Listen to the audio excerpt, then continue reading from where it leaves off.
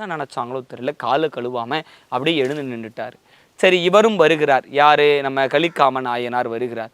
வந்த உடனே பார்க்குறாரு, ஏன் இந்த மனைவி நம்முடைய மனைவி இவருடைய காலை பாதத்தை கழுவாமல் இருக்கிறார் அப்படின்னு அவரை பார்த்தார். பார்த்ததுக்கு அப்புறம் தான் தெரிஞ்சது, அங்கே அடியார் கோலத்தில் வந்தது அவங்கக்கிட்ட வேலை செஞ்ச ஒரு வேலைக்காரன் வந்திருக்கான். வேலைக்காரனுக்கெல்லாம் நான் கால் கழுவணுமா அப்படின்னு சொல்லி நான் கழுவ மாட்டேன்னு சொல்லி அந்த அம்மா நின்றுடும்.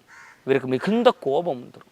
யாராக இருந்தால் என்ன, அவர் அடியார் பெருமக்களுள் ஒருவராக வந்திருக்கிறார் என்றால் அவரும் அடியார், இறைவனவர். அவர் தாழ்ந்தவன், உயர்ந்தவன், பணம் இருப்பவன், பணம் இல்லாதவன் என்கிற எந்த பாகுபாடும் கிடையாது.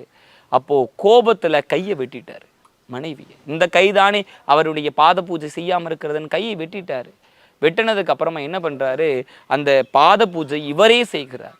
அவங்க கிட்ட வேலை செஞ்ச ஒரு வேலைக்காரன், ஆனால் வேலைக்காரனுடைய பாதத்தை தொட்டு கழுவுகிறார். காரணம்